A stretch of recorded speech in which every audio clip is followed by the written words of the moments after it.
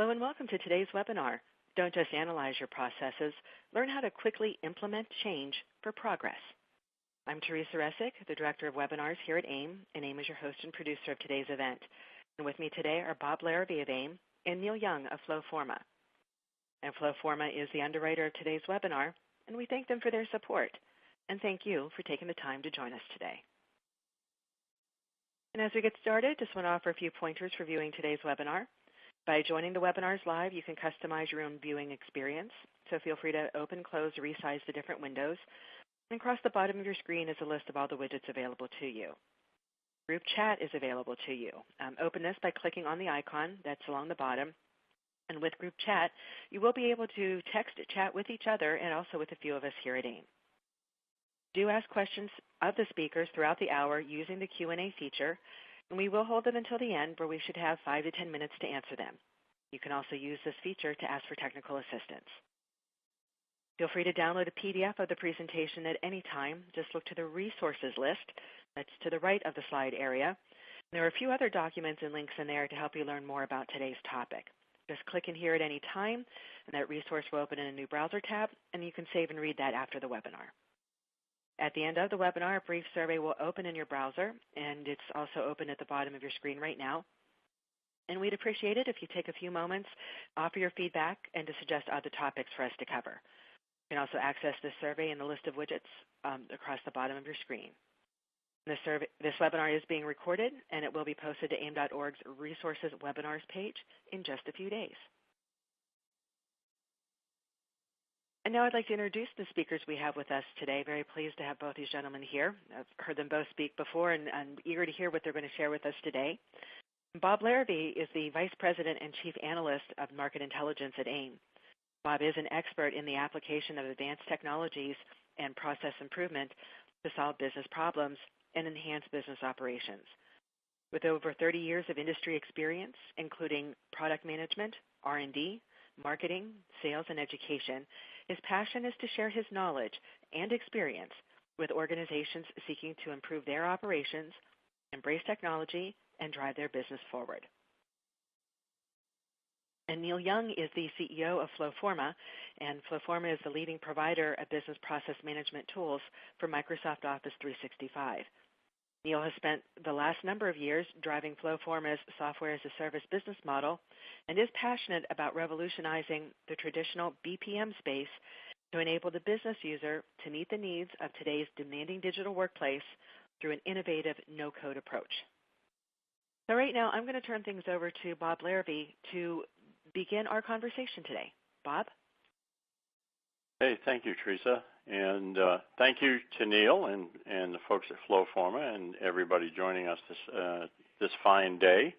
Depending on where you are, it could be morning, afternoon, evening, but thank you all for joining us today.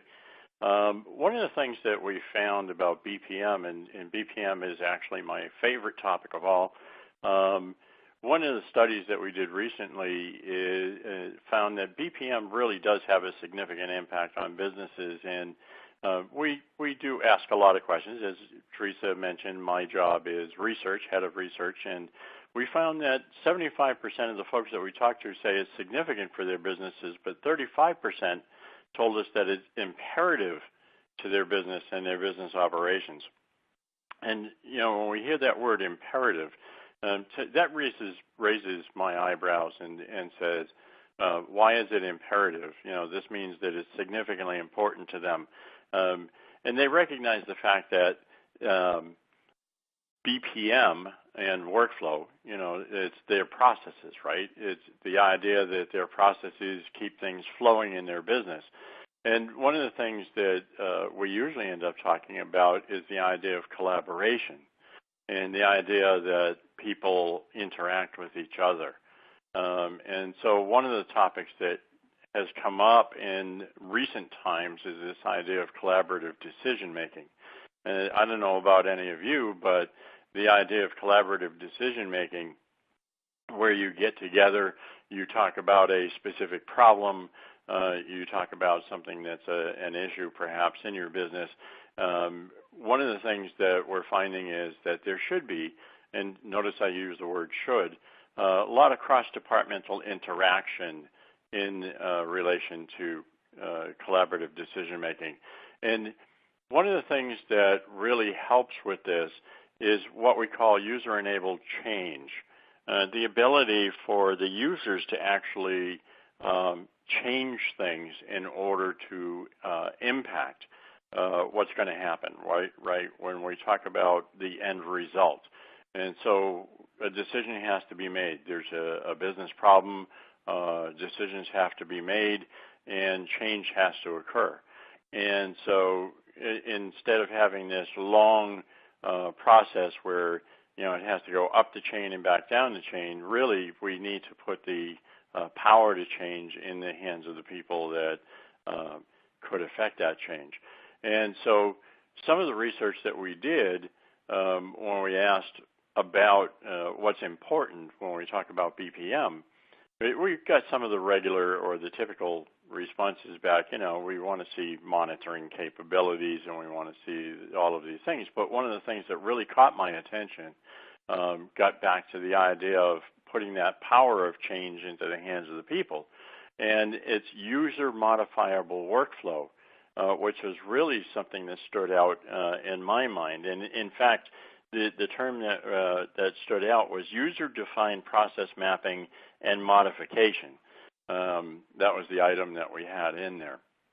And so the idea, again, that, we have this ability for the user to actually implement change when it's needed at the time that it's needed. Neil, I'm kind of curious, you guys live and breathe this every day with your customers. What exactly are you seeing in relation to this, the idea of change enablement at the user level? Yeah, and hi, Bob. Good to join you on a webinar again today. If I can bring it forward with some customer insights, so I'll give you two examples. So the first we work with a company, Unifar, and they work across the UK and Ireland. They're a public limited company, and they've grown. I suppose one of their key challenges is they've grown quite quickly. So high-scale company growth. And in terms of, you can imagine in that environment and regulated as a public company, in that environment, how are they controlling and building out and managing all their processes? They obviously have some large-scale systems within the organization, such as SAP. But if you can think of all those other processes around the organization that's being caught in that technology set, and also what you find as well is the cost if you were to address it within those technology sets. So the challenge there is, yes, they're overloaded with the processes, but it's also in terms of what they can afford to spend on these, I suppose, dark processes or shadow processes in an organization. So we've been working with these guys for quite a few years now. Essentially we've got them to a place whereby they are self-sufficient, which is reinforcing what we do as a product. They're self-sufficient, but not only that, they've recently taken on, they're building out a center of excellence. And they have hired business interns, not software developers, to work with our product. And as we would see, these guys, in terms of understanding a business problem and working that through with the technology, they are best positioned to understand how to solve the problem. And you're taking out a few steps out of that. You're not moving back to the software development team, or you're defining your specification and all those kind of good things. You're shortening that time period because you're understanding the problem and you can use the technology. So as a result, they've built out over 50 business processes to date, and that's starting from something such as a new starter, a new joiner form into the organization, up as far as health and safety reporting, some more process complexities. So that's how we're seeing organizations with these user modifiable workflow technologies. That's what's letting them drive it within the business and realize some real benefits. So that's one of the first customer insights. The second insight I would talk to help shape the discussion would be Liverpool School of Tropical Medicine, and they have progressed quite. They've progressed quite effectively over the last few years in terms of they were part of the core Liverpool University, and they've outgrown that. They became their own entity, but as a result of that, they had to build out their own systems to deal with that separation. And initially, again, it was back into paper, and we'll just move back to paper. They didn't have the resources or the bandwidth to deal with that. So they had a real compelling need to move into business process management, business process enablement technologies, and how quickly they could roll this out and deal with the challenges they were facing. If you can imagine an organization like this, they may have an emergency in a third world region within the world that they need to fly into. There is travel requests, there is vaccinations they have to apply for. There's quite a lot involved around their organization and what they deal with. So addressing all those different areas of process challenges, and it's very specific to their industry, which is worth making that point. So how could they be empowered? They understand the processes, so how could they be empowered to build that out? When I talk about Unifar and they've built over 50 processes, they've done that over several years, and they've now moved up to maturity whereby they have that center of excellence where they're constantly looking and working with the business. But what I find remarkable at the Liverpool School of Tropical Medicine is that within the space of a year, they built out 64 workflows. And like Martin Coleman that we mentioned here on the slide, Martin would be self-confessed and say he has no software development skills. And there's a lot of guys working in IT, a lot of people working in IT that are very similar, but they understand the systems very well, and they just wanted to be able to build this out. And that's been a really strong success story, not only of the technology, more so about the approach of no code and enabling the business. So, those two snapshots really summarize what we're seeing every day with our customer base. So it really is putting that power into the hands of the employees, really, and the idea of giving them that ability to change. And that's really what BPM is. BPM is all about change. The folks that we talked to, 96% of them agreed that BPM really is. It's that systematic approach to be able to take a step back to look at the holistic organization, take that systematic approach, and they agree. 63% agreed that it is change management is a huge part of BPM. And collaboration really is a key driver in all of this. The idea that they're trying to improve information sharing, the idea of collaboration, the idea of digital transformation, right? And taking these projects to the next level, to be able to take all of this information, to be able to bring all of their teams together, but again, placing that power of change to be able to place the ability to transform these organizations into the hands of the people who are actually doing the work. And as you said, the idea of no code, right? They're not programmers, but they have the ability to enable change when the change is needed at the time that the change is needed, so they can take action right then and there. And that's the idea of responsiveness, right? Flexibility, agility, responsiveness. And here's an example here, and this is something that you and I had kind of talked about a little bit, an example of using a decision console, and this gets back into something I think everybody can relate to. And this is, in the hiring process. And this is the idea of a decision console. There are 3 interviewers in this particular case, and the interviewers read a candidate's CV or resume, depending on where you're from. They look at all the credentials. It's in a central repository, and they share their comments on a team site, as a collaborative effort, right? And they get ready to interview the candidate in person. Well, in this particular case, the candidate comes into a room. There's a range of job criteria that's set up as part of a BPM recruitment review process. And so all of the interviewers are sitting there. They interview this candidate, and what they do is they use this voting system, right? They leverage a voting system, and the information that's gathered in this voting system is then used, and it's measured against others. And so this is a very impressive way to do things, something that I think is really a very unique approach. And so Yeah, I know that you're very familiar with this type of a process and this collaborative decision approach, or this type of approach, Neil. And so, can you kind of enlighten us a little bit more on how something like this might work? Yeah, sure. And if we just take it from an interview process, and then look across the full spectrum of your recruitment engine. So you identify your candidates, you interview your candidates, and then you're moving forward into certifying those candidates, bringing them through training, then certification, and then maybe you're looking at 3-month reviews, 6-month reviews. So we're finding we're moving more into learning from decisions, so capturing the decisions and how they're made with decision councils.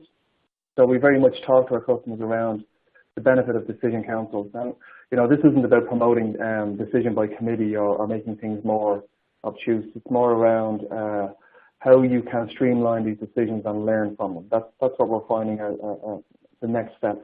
And some of these elements really do touch on elements like machine learning. So how we can leverage the technology sets that are out there to really improve what we're doing. So if I take this scenario and bring it through on the recruitment, we then bring them in. They're working with us for a few months, and then we're going to bring them through some sales certification. We're going to look at different areas where we need to see them perform.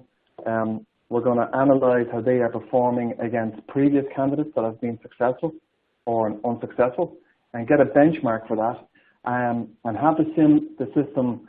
And I think this is what's really key with these machine learning and artificial intelligence systems. They need to aid the decision process, not replace it.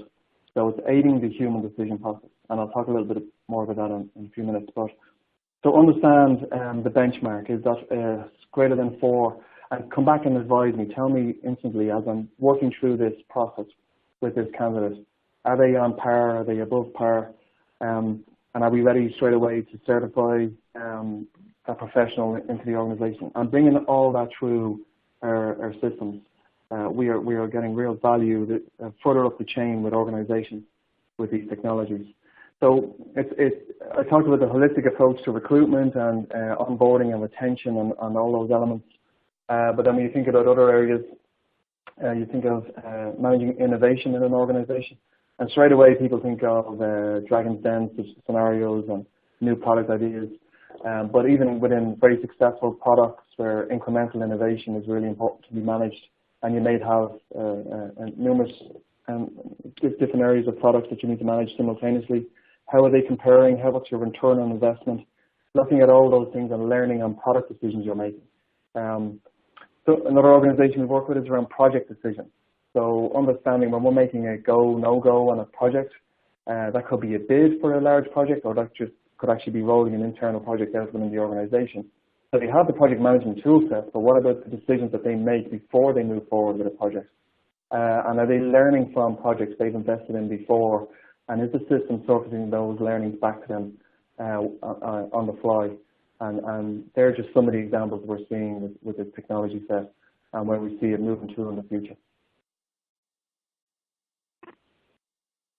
That's awesome. That is really awesome. And the whole idea of using the analytics and using that as your foundation to leverage.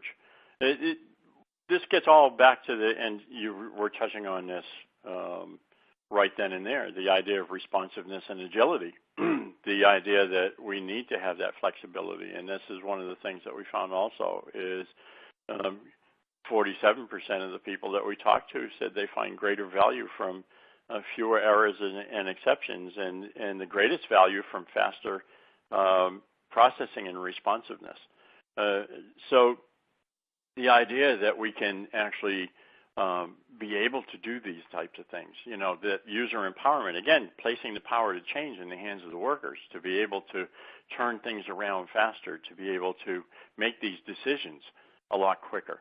And to be able to change when change is needed. So user modifiable processing, process mapping and modifications, this becomes something that is essential, or it will be essential in my mind. The idea of not having to rely on programmers to let the user take that power to change and place it in the user's hands, right? That I need to make a change in the way that we're doing things. I need to make it now so that we can meet the customer's demands, so that we can respond to the customer's demands and meet the customer's needs right here and now.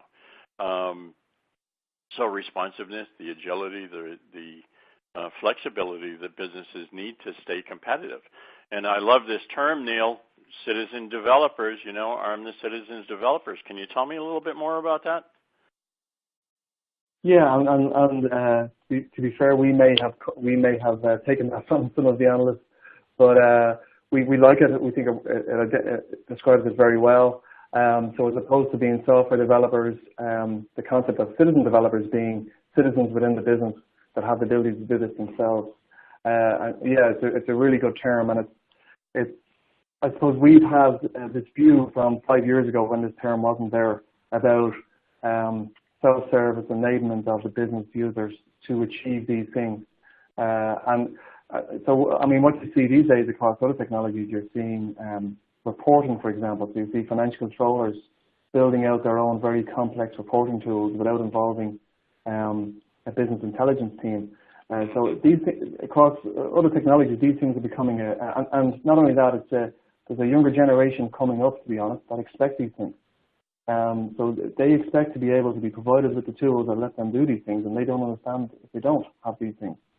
So I think it works very well, and I think what's really key with the technology sets is that they complement this. So there's a few elements here that we've discovered, even how we describe things. So if we're describing things as very technical language, we're going to lose the crowd, to be honest. We're going to lose the citizen developers. So if we're talking all around business language, business acumen, how you describe things, that's all at the front of the products, such as ourselves, that is very important. The visual elements are really important. So how people visually look at things, and that's, we're all visual. So if we can see things and map things out and see how things flow, for example, in the product, all of those elements, and being able to move and drag and drop and design things on the fly, that's really important for the citizen developer to be able to. And we talk a lot about test and learn methodology. So let these guys get at the product. Let them get up in 2-3 days. Let them get up to speed, and then let them just start, testing these in a sandbox and building out. And it really works very well. And so I suppose what is as part of the test and learn methodology, and you mentioned about systematic approach. That's still quite important. We're changing the approach, and we'll talk a little bit about that later on. But test and learn is very much moving in, trying things, building it out, test it with the team, and then you want to roll it out. But you may have some certain things that you need to, in terms of compliance or in terms of documentation, that you want to maintain, and we actually auto-document out of the system. So I think all of those pieces pull together is where you've got visual aids, where you've got business language within the tool set, and where you've got processes, the documentation being automatically generated to document your processes. All of those things all come together to arm the citizen developer. Simplicity. Absolutely, and I think it'd be fair to say it's not just a domain of small to corporate to enterprise, small to corporate size, medium sized organizations.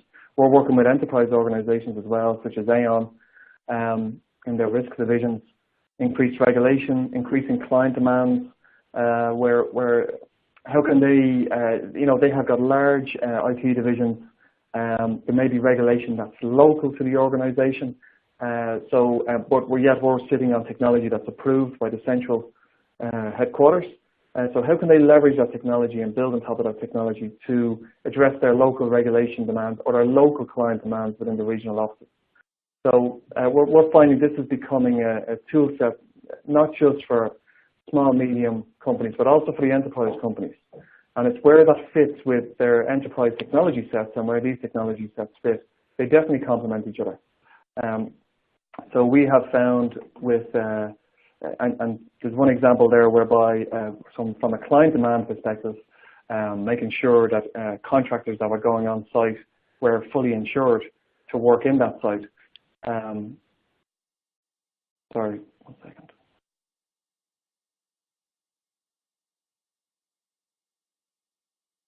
So how can we ensure that how can we ensure that the customers know when they come on site for AIIM that they are covered and insured, and they manage all of that through our technology base. They allow their customers access through iPads, etc. But it's all managed by themselves. They make changes and build out the next set of process requirements. They make all of these things themselves, which is a big advocate of the product.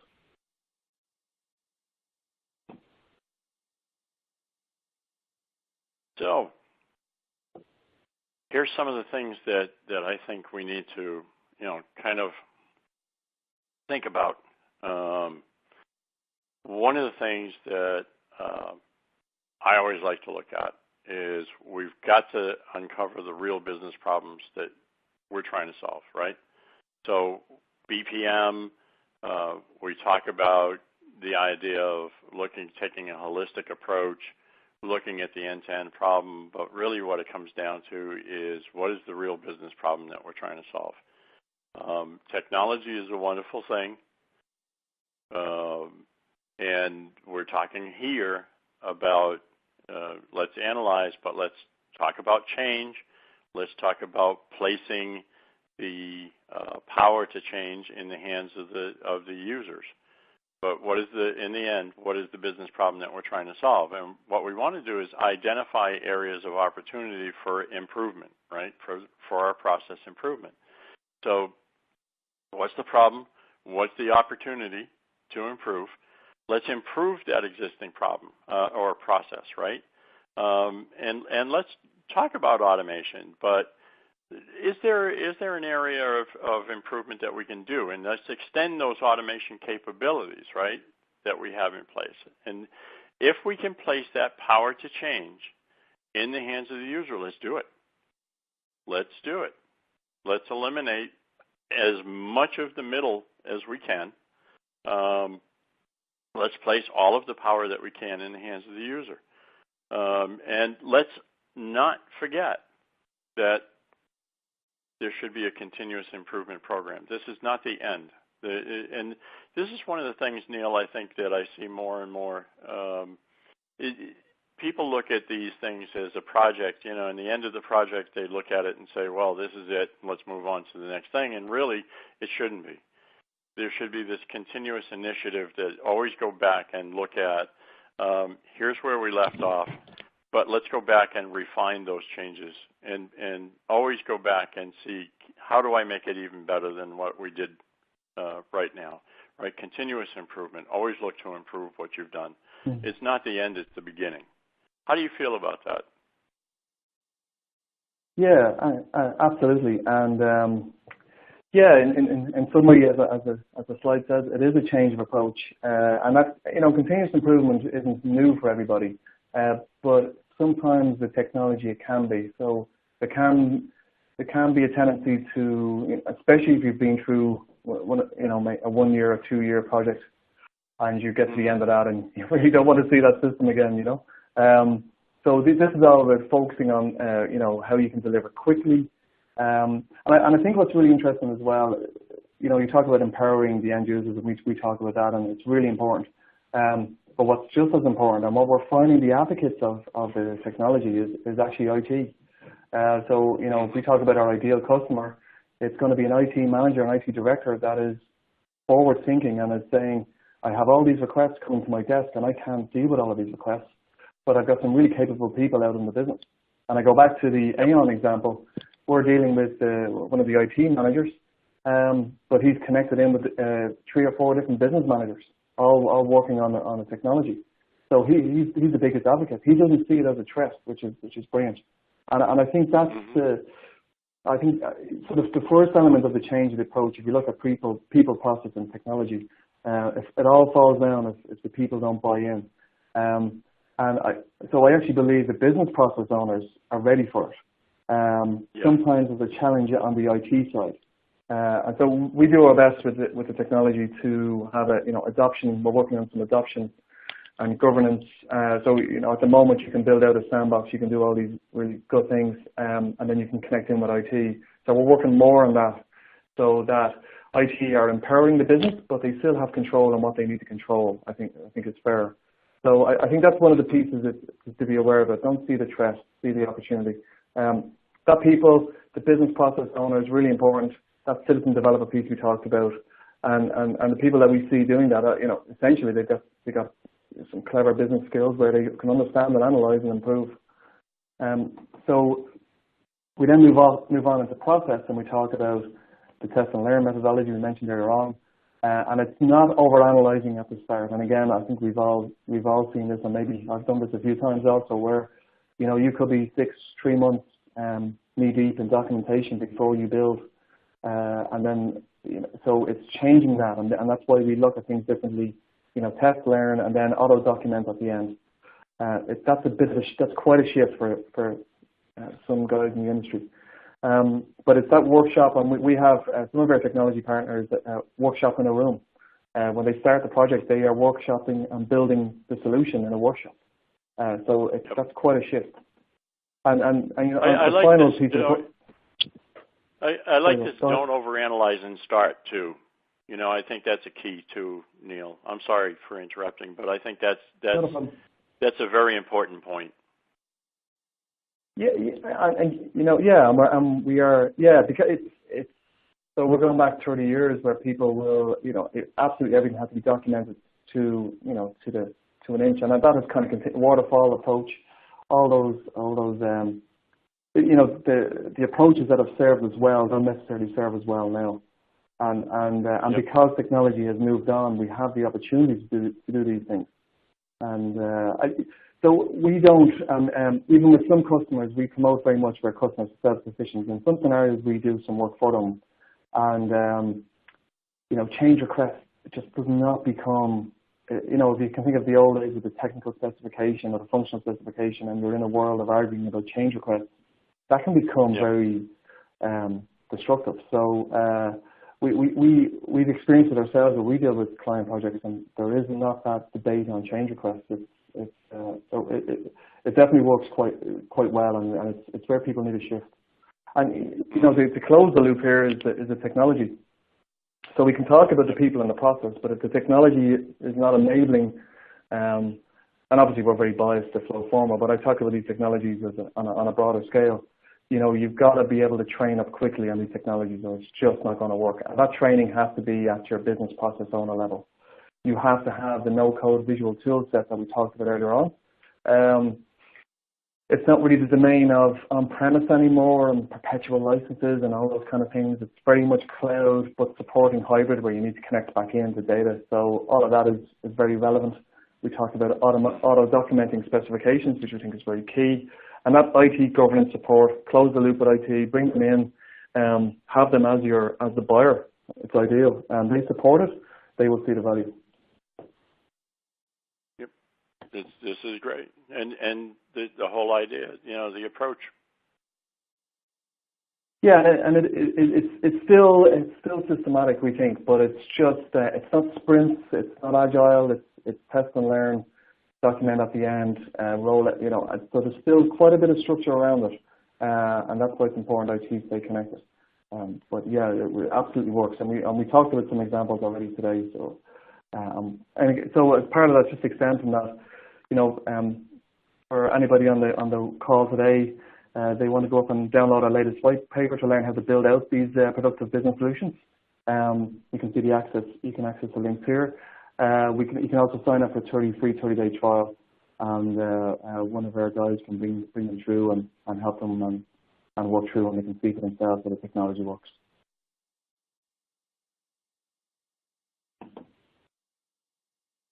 Oh, thank you. We've been listening to Neil Young of FlowForma and Bob Larrabee of AIIM, and I'm just going to pop back one slide for a second. Neil was mentioning, their latest white paper and the free trial. Links to these are in the resource section to the right of the slide area. So feel free to click on that right now, and then you can check it out after the webinar, or when you download a copy of the slides, you'll have access to these links still there.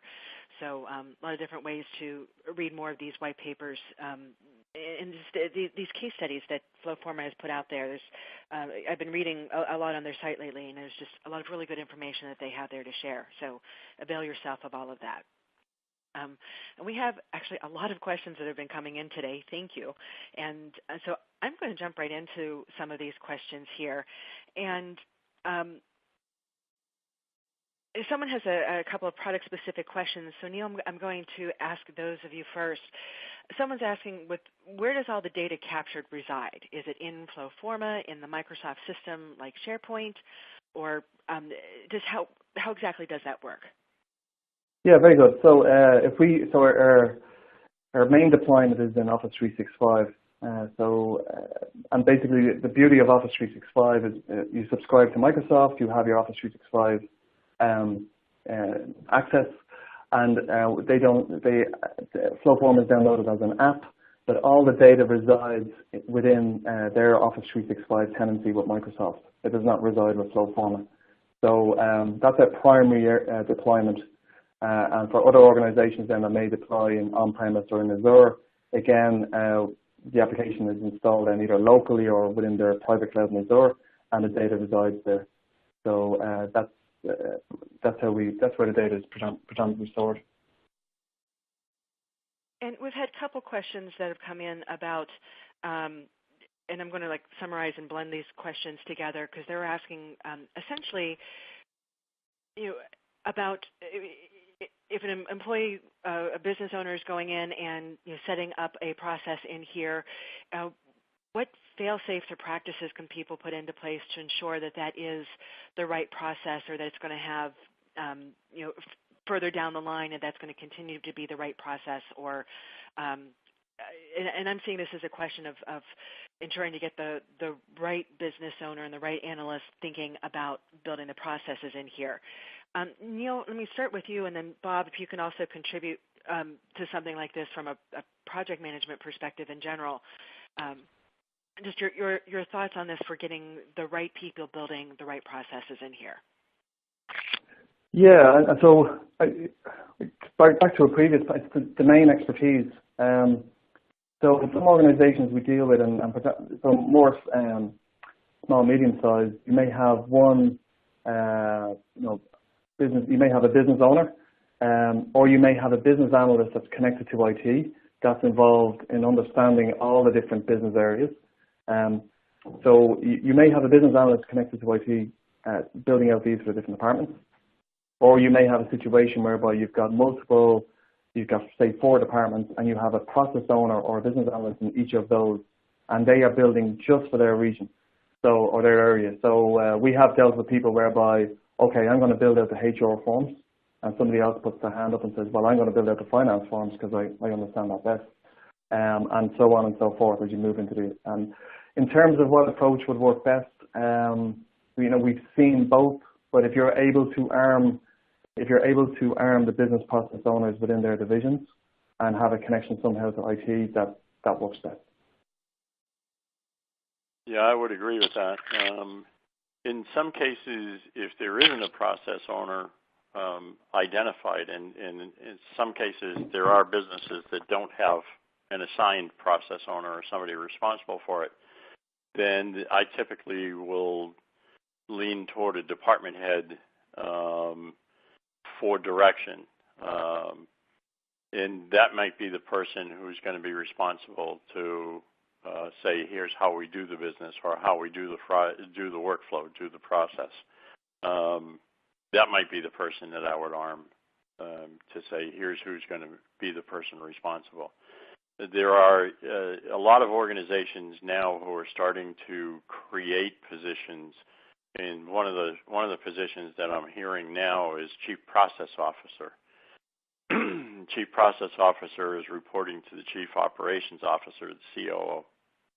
And Chief Process Officer is now responsible to create a team of process owners, if you will, within the different business units. So like Neil was just saying, in finance and HR, there might be process owners assigned for those organizations, and this is what they're going to do. But for those that don't have somebody responsible for that, I would look to the department manager, the line of business owners.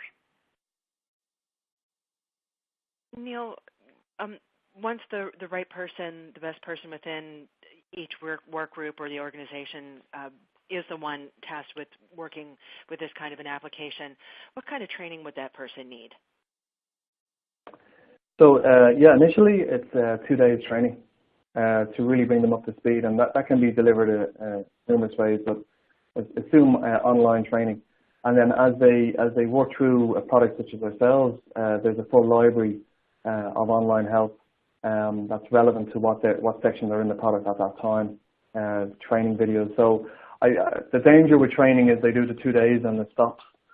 And then, they move into when they move into the product, there's always questions they're going to have. And as intuitive as the product is, it always helps to look at a video. So we've spent a lot of time, for example, on that. But I would say 2 days initially, and then it's continuous learning as you go through and use the online learning aids. But yeah, it can be very quick to get up and running, to be honest. And Neil, someone's asking about exception handling in the processes. Can you address how that could be handled through your app? Yeah, so in terms of the best example, so in terms of accounts payable, so where you may have something being scanned in and picked up and it's being brought through the product, and essentially it's system-side workflows, without getting too technical, that can pick up the exceptions and route them out to user workflows. So that's something we've recently added into the product, to be honest, around those exception pieces and tracking that from a system side, not just on the user side, if that makes sense. So you could process 1,000 invoices, but 100 of them may have challenges, so the product can pick up and route to the right areas of where they should go to, and that can be handled as well. I mean, these technologies, the key difference with these technologies, there's a lot of work goes in the background, but at the front, this needs to come across as quite simple to build and achieve. So yeah, those elements are there. A lot of questions, Neil, are coming in asking specifically about your FlowForma products. So I'm just going to keep asking them. Okay. What other kinds of technology are needed to run FlowForma's BPM? Yeah, so currently our primary mode is Office 365, and so you literally could just be SharePoint Online. So we're dependent on SharePoint, and that can be an on-premise version, that can be deployed within Azure, that can be obviously Office 365. So you could literally just have SharePoint Online and not the other elements of Office 365, and you could implement our app and be up and running. Okay. Someone's asking can your system control what users can change in the process and what users can't? Permission levels? Yeah, so very good. Sorry. So Tracy, yeah, so in terms of security, and I didn't show screens of it earlier on, just conscious of time, but back to the Citizen Developer Toolset, we also identified, and could actually be 12 months ago, that, so where are the places where we need to flatten the learning curve? And security was one of those. So, we think SharePoint is a very, very good product, but do we want to be training business users up on how to understand SharePoint security, or should we have a security layer above that where somebody says, okay, at this step, these 5 people see this, at this step, only these people can access this, and so on and so forth. So that's now baked into the product, and it's controlled. So essentially you will have an IT administrator, and then you will have what we call a flow administrator, which is a business person, and the flow administrator controls to have security to the process or processes. You spoke a little bit about the training time. Someone's asking how long would it take to build and test and deploy workflows using your product? Yeah, and it all depends on complexity. But even if we just took an example, I know an organization recently, performance review process with about 10 steps, and just under, I'd say about 100 fields, and you can imagine repeating tables and the different things. And that took them 2 days to implement and roll out, which was quite good. So they're the kind of, that's what we see. Once they're fully up to speed and trained up in the product, that's what you can achieve. We have some organizations with simpler processes, say a capital expenditure process, could take a day to build. Now, depending on the size of an organization, how long is that going to take you to roll out?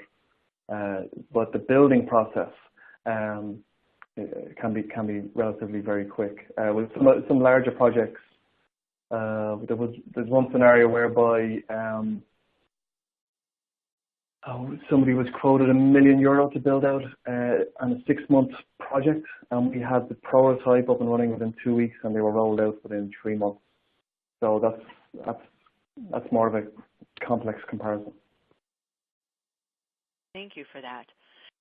We've been talking a lot about, we'd mentioned earlier in here people, process, technology, and we're spending a lot of the Q&A time talking on the technology side. And I just want to loop back to Bob on the people side of things, and just because I don't want to minimize the effort that it takes to think through and plot out these 40, 50, 60 processes that, like Neil was saying, that his customers are doing within this type of a system. And just wanted to give you the opportunity to talk a little bit about, we talked about bringing the right leader together, but just to bring the right teams and just to plot through from that the people and process side of the equation. Bob, I just want to give you an opportunity to share some of that. Well, a lot of times what we find is that processes are dealt with in isolation or siloed.